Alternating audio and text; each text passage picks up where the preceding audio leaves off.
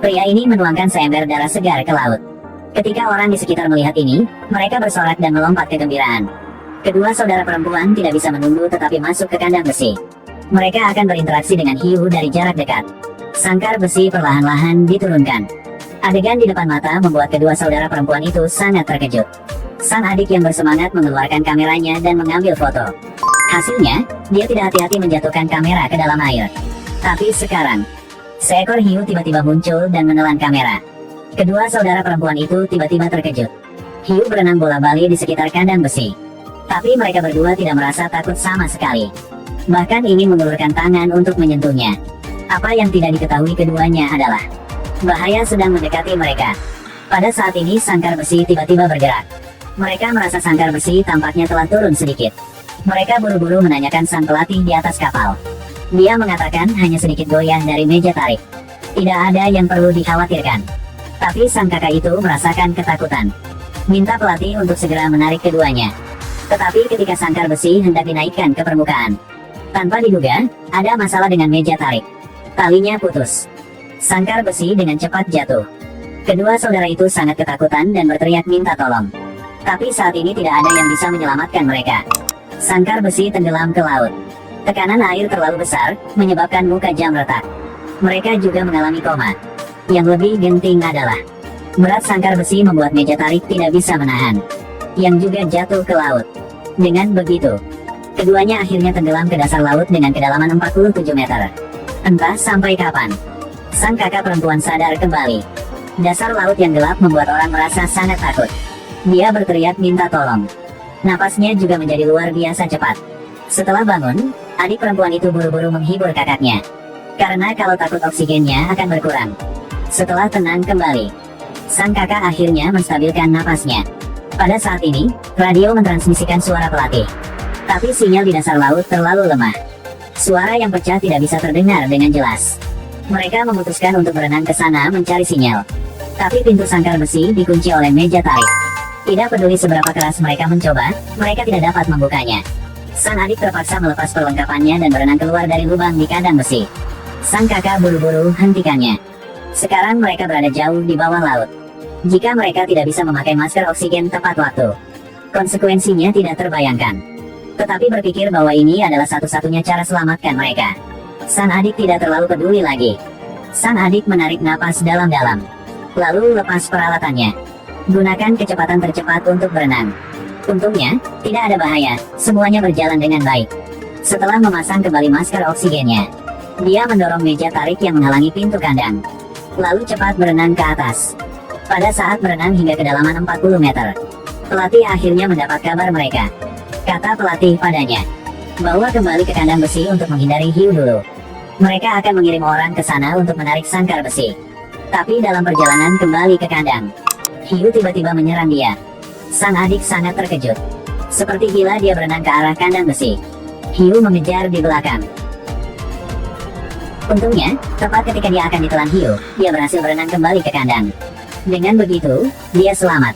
Kedua saudara perempuan berjongkok di kandang besi dengan tidak sabar menunggu tim penyelamat. Waktu setiap detik setiap menit, seperti menyiksa mereka. Lihat oksigen di tangki oksigen hampir habis. Tapi tim penyelamat belum muncul. Dalam keputusasaan, tidak jauh dari sana muncul cahaya dari senter. Mereka berdua sangat senang melihat tim penyelamat akhirnya tiba. Tapi cahaya itu tidak mendekati mereka. Oksigen di tangki oksigen sang adik hampir habis. Jika terus seperti ini, dan tim penyelamat masih belum datang, mereka akan binasa di dasar laut. Sang kakak memutuskan berenang melihat situasinya. Kata sang adik padanya, bahwa harus berenang di dasar laut. Dengan begitu, dia dapat menggunakan batu di dasar laut sebagai pelindung, yang menghindari serangan hiu. Seperti yang diharapkan, tidak lama setelah berenang, seekor hiu tiba-tiba muncul. Gadis itu dengan cepat merangkak ke tengah batu-batu. Berhasil lolos dari bahaya sekali. Melihat hiu itu sudah pergi, gadis itu terus berenang menuju cahaya. Dia menemukan ini hanya sebuah senter. Sama sekali bukan tim penyelamat. Sang kakak merasa situasinya tidak baik dan kembali ke jalan lamanya. Tiba-tiba dia mendapati dirinya benar-benar tidak dapat menemukan jalan kembali. Dia takut dan dengan keras memanggil saudara perempuannya. Tapi sinyalnya sepertinya berisik. Hey guys, we have get you. Tidak ada jawaban. Tiba-tiba hiu menyerang lagi. Tepat ketika dia tidak tahu harus berbuat apa, penyelamat tiba-tiba muncul. Tapi dalam sekejap mata, dia dicabik-cabik oleh hiu. Gadis itu mengambil kesempatan untuk bersembunyi di celah-celah batu. Dia terus memanggil adiknya. Radio akhirnya keluar dengan suara adiknya. Berdasarkan instruksi adiknya, gadis itu menemukan sangkar besi. Dia mengambil tali dan lembing yang dibawa oleh penyelamat. Setelah kembali ke kandang, dia dengan cepat mengikat tali ke kandang, lalu berenang lagi. Panggil penyelamat untuk menarik mereka ke atas. Saat sangkar besi diangkat, kedua saudara itu sangat senang.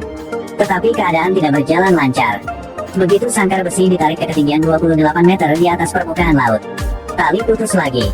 Sangkar besi lagi jatuh ke dasar laut. Kali ini situasinya lebih sulit. Bukan hanya oksigen yang hampir habis, tetapi paha sang kakak juga tersangkut di sangkar besi. Sang adik buru-buru berenang keluar dari kandang besi, berenang ke area sinyal untuk meminta bantuan. Pelatih mengatakan mereka akan membuang 2 tangki oksigen lagi ke dasar laut. Tapi harus pastikan untuk mengganti tangki dengan hati-hati. Jika tidak, fenomena nitrogen anestesi akan muncul. Pada saat yang sama, tim penyelamat di tepi laut dengan cepat berangkat. Akan segera datang. Sang adik harus kembali ke dasar laut dan terus menunggu. Tangki oksigen kemudian jatuh dengan lancar. Sang adik buru-buru berenang keluar kandang besi. Dengan cepat ganti tangki oksigen.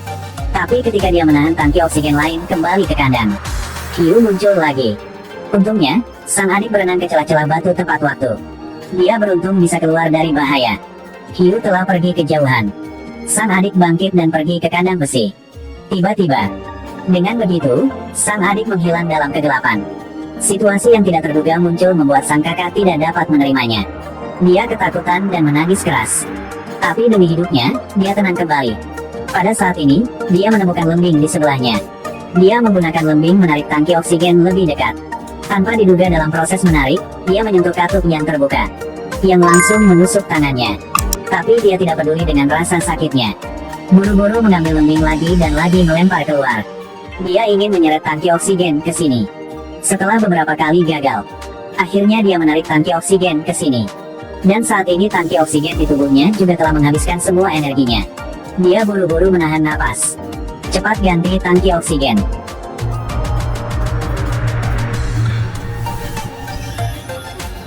Segera setelah dia menghela nafas, radio tiba-tiba datang dengan suara sang adik.